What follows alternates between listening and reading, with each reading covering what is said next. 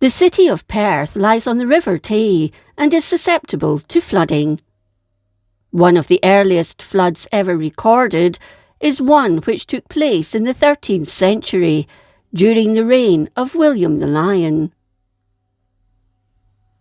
In the summer of 1210, King William, now 44 years old and suffering from age-related ailments, retired to Murray, where he'd been born, in hope it would reinvigorate him and restore his health. At the end of the summer, he returned, but fell sick at Kintore in Aberdeenshire. It wasn't until 21st September that he began to feel better, so made the journey to Forfar, where he remained for a short time. From there he travelled to Perth, on his way to Stirling, where he was to hold a Parliament, or Grand Council. The usual residence when the king was at Perth, before the Dominican monastery was built, was the old castle that stood on the north side of the town, on a street known for many years later as Castle Gavel. Sometime towards the end of September, round about the time of the feast of St. Michael or Michaelmas, it began to rain.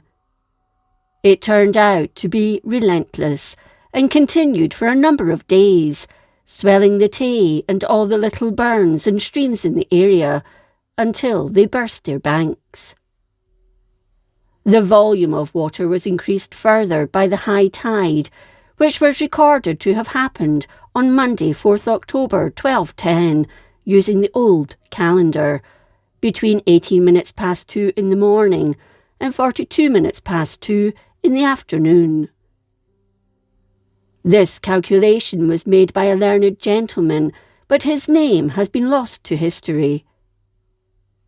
It does, however, tie in with what was already known, and that the worst time for the flooding was during the night. The water swamped the town. A strong wall, mound or rampart, most likely part of the ancient castle fortification, was unable to cope with the fury of the rising torrent and was swept away, and the city was inundated with the deep floodwaters. The castle itself, probably built of timber, was completely destroyed and carried off downstream. For the people, it was a frightening time. Men, women and children all feared they'd be swept away in the darkness of that stormy night. The king and his son Alexander, his brother David, Earl of Huntingdon, and all their servants, along with a great number of nobility in attendance at court, were forced to flee the rising floodwaters. With great difficulty, they managed to procure boats and left the city to its fate, escaping in the nick of time. According to legend, however, the king's infant son was lost in the rush to get to safety and drowned. The story goes that this child, through some kind of accident, fell from the boat he'd been placed in. It's also said Canoe Hill, which overlooks Perth and the River Tay, got its name from the boy yelling or screaming as he was swept down the river along the foot of the hill. Shortly after the royal party left, the water levels increased further, as did the torrent, and the old wooden bridge over the Tay near the bottom of North Street, the High Street, was ripped from its foundations and swept down the river in pieces. The river also swept away a great number of houses and other buildings that were exposed at the water's edge. It seems, however, that no lives were lost that night, which is nothing short of miraculous. Judge and historian Sir David Dalrymple, Lord Hailes, in 18th century wrote, "Of the burgesses and other persons of both sexes, some went into boats, and others fled for safety to the galleries or balconies which were over their houses. Perth was largely devastated by the flood. At the bottom of the High Street there once stood a church or chapel dedicated to Our Lady. Being situated in the same area as the old bridge, it succumbed to the torrent and was swept away, although it was later rebuilt. During the time of the Reformation in the 16th century, it was destroyed by the people of Perth and never rebuilt. By the 19th century, the site had been used for the construction of a council hall and the police office. A charter was granted to Perth by William, dated at Stirling, 10th October 1210, and the rebuilding of Perth began.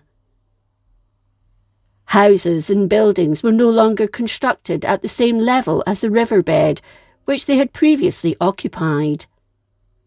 This was to try and guard the city from such devastation again. Centuries later, it was discovered during building works that the old, well-paved streets, dating from the time of the disaster, remained intact, between 6, 8 and 10 feet deep. The old bridge was replaced, but during the reign of James VI, Perth was once more at the mercy of floodwaters, and it was swept away. On a gravestone in the Greyfriars burial ground, dating from 1774, the inscription reads, "Near this spot lies John Milne, master builder to James VI, who about 2 centuries ago rebuilt the ancient bridge over the Tay, opposite the High Street, which a dreadful inundation swept away, 14th October 1621.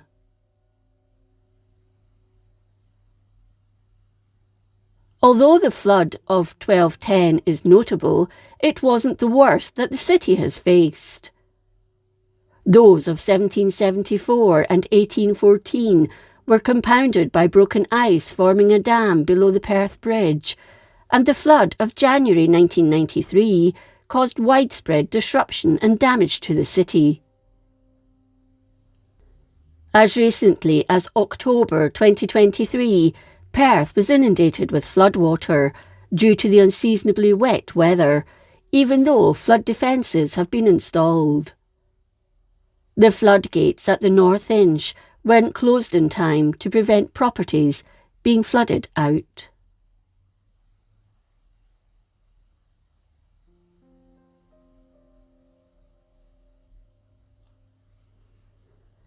If you enjoyed this episode of Scotland's History, please like, comment and subscribe. Until next time, thank you for watching.